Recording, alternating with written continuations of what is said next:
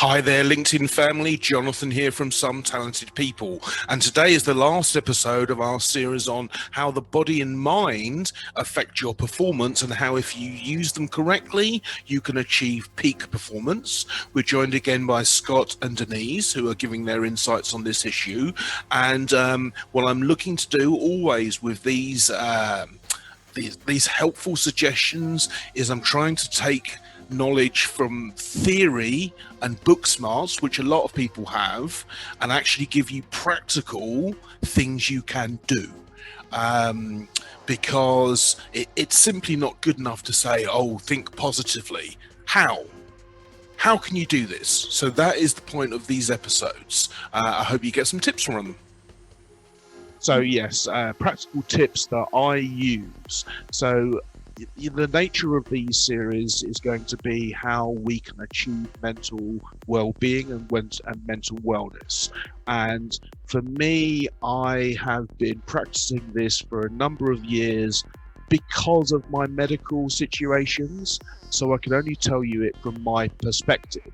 But basically, things that I pay particular attention to are the time I go to bed, which I do on a regular basis, so that as the time for my bedtime approaches, I start to feel tired, and it's a natural process. I've cut caffeine out of my diet because I read a book recently, Why We Sleep, that caffeine has a half-life of 7 hours. So a cup of coffee at 9 o'clock is still affecting you half power at 4 o'clock in the afternoon. So I don't drink coffee, and the other thing I do is I exercise regularly. So anyone watching this video, if you want to make a start in feeling better, my advice, if you see my other post, my advice first is to put your devices down and engage in a regular bedtime. Scott, what would you advise? Well, I advise, I use a little equation called E times R equals O. And E stands for event, an event that happens. We can't always control the events that happen. R is response. My response to this event creates the outcome. So even though I can't, the event is the event, I can choose to respond in a certain way. So I use this as a little mental exercise to say, well, what kind of response would influence the outcome? And so it's a little mental gymnastics sometimes over things that have occurred in the office and things. And so that's one little mental exercise I do. Also, I do a mindfulness approach similar to one of the things that you do, Jonathan, in that I can walk down the hall and be totally mindful of my walking, heel, foot, toe, heel, foot, toe, and the movement and the rhythm of that helps me have a calming effect through movement. And then I'm also reminded that when I do these movements, I can be mindful of most all of the movements that I do. And that helps me be in touch at a higher level of awareness with not only my thinking, but also my interaction and relationship with the world. And then there's one other thing, and that is every day I move every joint of my body through its full range of motion. Okay. And that I do that because of a couple of reasons. One is it helps to keep the joints lubricated and helps to allow a certain amount of elasticity in the muscles and ligaments.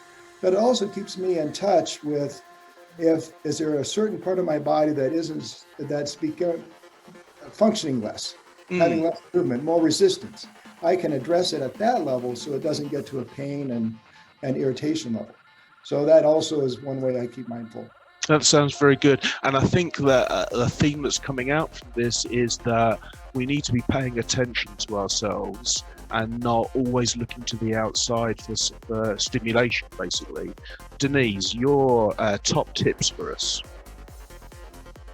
Top tips. I would say be kind to yourself. And when I say that, I mean, we all get caught up in stories and we're all very judgmental of ourselves and others. And we have all of these expectations and we feel that we're entitled to so much, and it's innocent. So I would just say, yeah, be curious about how amazing you are as a human being. And that genius is inside of you, no matter whether you feel it or not on a regular basis, it's there. So just get in touch with that deeper part of you that is the peace, gives you peace of mind, it gives you clarity and resourcefulness. Yeah, that would be my top tips. So looking at the nature of being human and I did a search for how likely it is that we exist, and it's like less than 0% of existing. So the wonder of just being.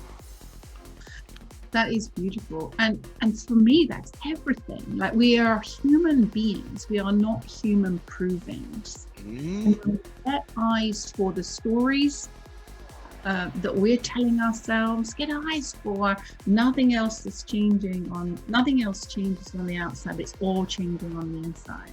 And where each of those stories go, and it takes your feeling state with it. And then if you don't catch it, it takes your response. So I love that we can just take a step back and get eyes for how does it work. I have had, when I was less wise than I am now, if I'm wise at all, people don't like the idea that they're living a story. How do you deal with that?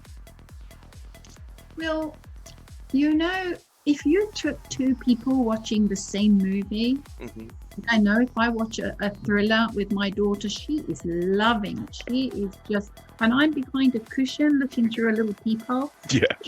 It's the same movie, and our experiences are completely different, right? Well, that's what I mean by a story or a perspective or these are just words, because words don't cut it. This is not an intellectual understanding. It's getting a sense of it. And we're having a different experience. Well, how does that work? It's the same film, because it's a projection of the mind. Right. And what I mean by whatever I'm experiencing, in my words, is a story, it's a drama, it's a play. Here's the thing, it's the play of life, it's the game of life, and in the play, you're the characters, you're the writer, you're the audience, and you're the director of your experience. Now that is a very controlling, grateful, controlling ability that we have within us. And I think it goes to what you were saying, Scott, about internal control or external control. Have you anything to add just as a last tip on this? Well, yes. Yeah, I love what you said, Denise. It reminds me of a book I read many years ago called The Inner Game of Tennis, which is, I can't even remember the author, but I'm reminded that the inner game of tennis is where you can get the most fulfillment of it. And then when we apply that to life, life is an inside game out. And so if it's to be not so hard on ourselves, to be kind, we can be gameful about it and look at it as a sport and have a different type of energetic enthusiasm and realization for it. And also wellness and health are both science and art. I think if we can blend the two of science and art, we can live a more enriching life. Excellent stuff. All right, well, look, we've come out of time again. Thank you very much, guys, for your input this series, and we'll be covering more areas in the future. I'm sure we'll come back to you. Thanks very much. Everyone wave goodbye. Thank you. Bye. Right, cool. So got some tips out of them. I'm definitely going to have to work more on my Simon Cowell personality to get more out of people that join me. I hope they've been useful to you, and I'll see you again for another Mental Wellness Society and mental health series in the coming weeks. I have a few coming up because I think it's a very important subject.